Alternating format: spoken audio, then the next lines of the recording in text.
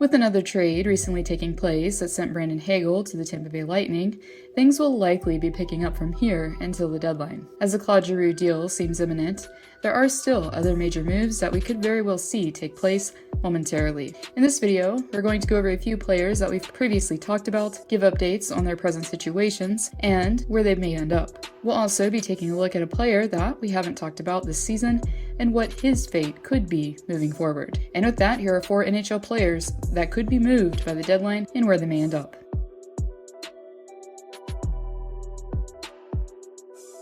The Pittsburgh Penguins have been one of the main teams expected to be active as both buyers and sellers at the deadline. With a struggling Kasperi Kapanen and multiple needs to address, the writing is on the wall that Ron Hextall won't be staying put within the next couple days. Kapanen, who has just 2 points in his last 17 games played, will likely be one of the pieces moved, and potentially up-and-coming blue liner John Marino. According to Elliotte Friedman on Friday's 32 Thoughts segment, he believes that the Penguins will be targeting a puck mover for the back end. Reportedly, the team did have interest previously in Ben Sherratt and could take a swing at Robert Haig from Philly. Besides finding a winger for Malkin to play with, there's also another need that Hextall has on his hands. If we recall last trade deadline, Hextall said he wanted to acquire a big physical forward, something that he has yet to have on his roster. Interestingly, number 21 on TSN's trade board that has a very slim $1 million cap hit is heavyweight forward Nicolas Deslauriers. Since trading Ryan Reeves to Vegas, the Penguins haven't had a go-to guy to settle the score when needed. While he probably wouldn't be contributing to the scoreboard often,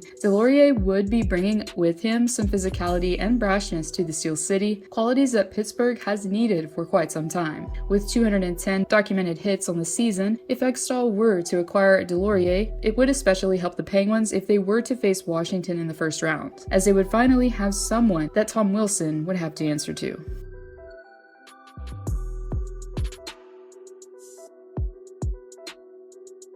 One player that we've talked about quite a bit this season that could be on the move is Max Domi. After having his breakout season in Montreal, with 72 points in 82 games played, Domi hasn't been able to duplicate such production, but that doesn't mean that the 27-year-old can't still be valuable to a contending team if he's put in the right role. Multifaceted when it comes to positioning, Domi can play left wing and center if need be, and brings with him an element of speed that several teams would welcome. While he's not the biggest player out there, number 16 has also demonstrated a will to drop the gloves if he needs to. Knowing that he'll be a pending UFA this offseason, multiple teams have reportedly checked in on Domi's services and the cost to acquire him. Previously, we discussed how Pittsburgh, Boston, and the Rangers could be potential fits. Another team that's reportedly interested in Domi is the Washington Capitals. According to Elliotte Friedman, the Caps could very well be attempting to bring Domi to the nation's capital. Something that has been well known for a hot minute is that Washington could use a boost on their power play. Currently 21st league-wide at 19.4%, the man advantage is likely one area that McClellan would like to improve before the postseason. With names such as TJ Oshie and Carl Hagelin out for the forward group with injury, trading for Domi would help the Caps stay in the hunt for a playoff position. Even though he may just have 32 points in 52 games played, Domi's shot percentage, which is over 11%, suggests that if he were able to get more chances, he would capitalize. Pun intended.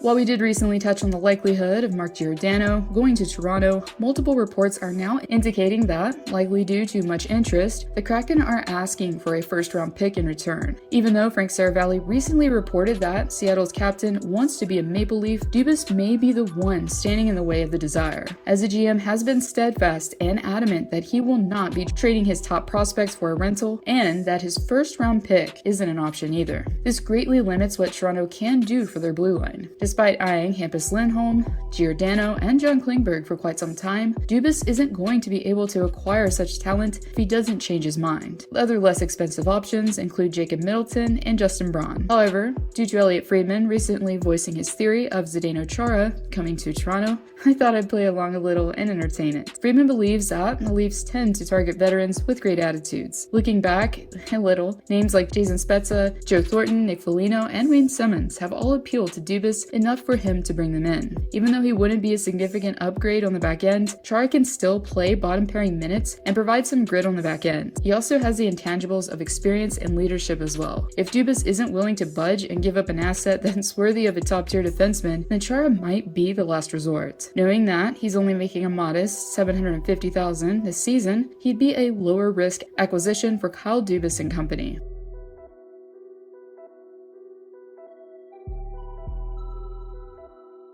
Recently, Elliot Friedman reported that the New York Rangers were scouting the rental market to see what they could acquire before the deadline. And while Alexander Radulov's name did reportedly surface, the inquiry has yet to materialize to anything. After receiving Frank Bertrano from Florida, many speculate that Rangers GM Chris Drury won't be as aggressive as we initially expected him to be. With a playoff position likely on the horizon, the Blue Shirts have a sizable amount of cap space to work with moving forward. If, similarly to the Toronto situation, Drury isn't able to snag a Domi, Rickard Rakell, or Andrew Kopp, his fallback option per se could be Phil the Thrill Kessel. Even though he does carry a cap hit, the Coyotes have been reportedly open to retaining half of the forward's salary if the right return presents itself. Despite having a slower season offensively this campaign with 37 points and 60 games played, Kessel still would be an effective piece for the Rangers to have on their third line. Kessel also has experience with 2 Stanley Cups backing him up and has recorded 81 points in 96 games played throughout. Adding Kessel into the lineup could give the team an added advantage with a potent third line